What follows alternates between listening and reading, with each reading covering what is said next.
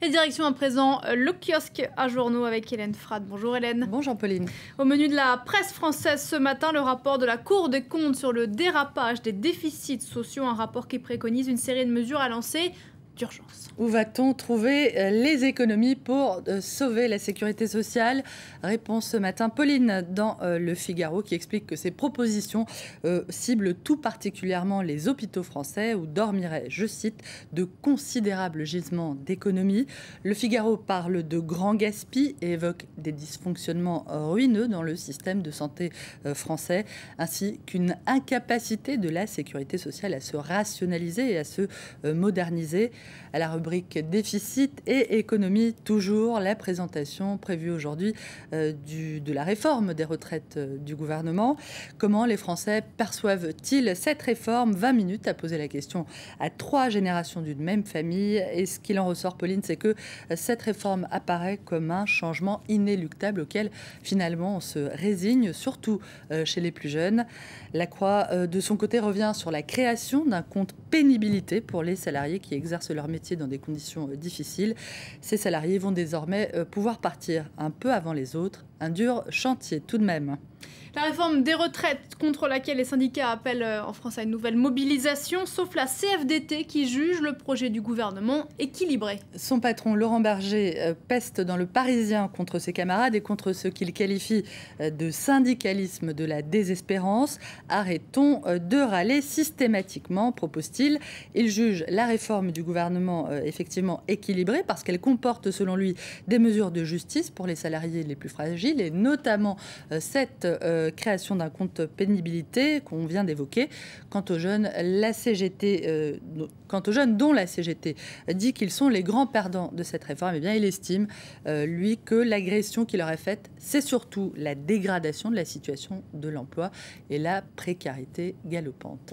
À droite, c'est peut-être la fin de la polémique après les propos de François Fillon sur le Front National. Et le psychodrame durait depuis une semaine, depuis que François Fillon, on le rappelle, avait déclaré ne pas exclure qu'on puisse voter pour le Front National. D'après le Figaro, il semble effectivement qu'on se soit enfin mis d'accord à l'UMP. La guerre Fillon-Copé n'aura pas lieu, du moins pour le moment. Voici la ligne qui a été définie hier par le bureau politique du parti. Non, l'UMP n'appelle pas à voter pour le FN en cas de triangulaire au second tour des municipales, puisque l'UMP est opposée, je cite, à tous les sectarismes et tous les extrémismes. La guerre interne est évitée, mais, estime le Figaro, le vrai débat sur le Front National a été éludé. Le ni alliance avec le PS ni avec le FN est désormais la position commune, y compris pour les plus allergiques au Front National.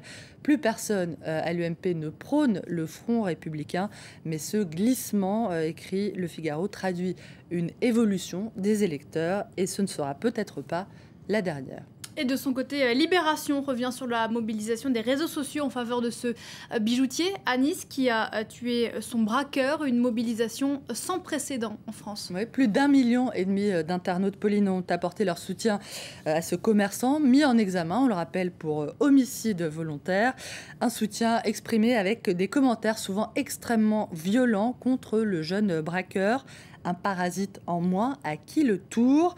Pas de justice, direct, une balle dans la tête. Voilà le type de commentaires qui ont été postés notamment sur Facebook, sur la page de soutien à ce bijoutier.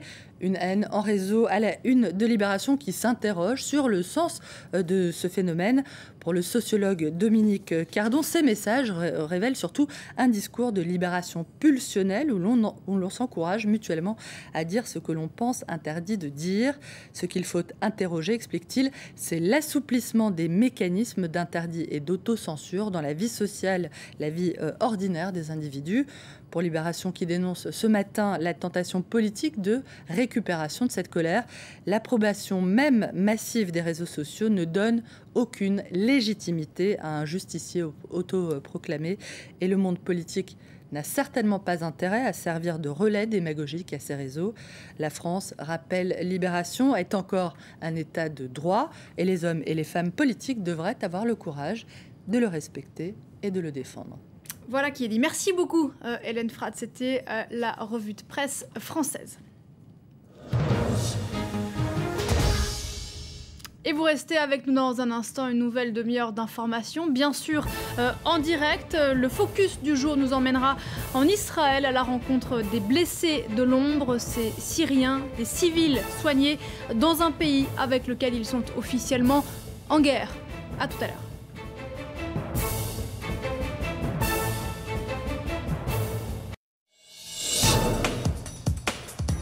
L'entretien, un tête-à-tête avec une grande figure internationale de la scène politique, économique ou culturelle. L'entretien, c'est du lundi au jeudi à 18h15, heure de Paris, sur France 24.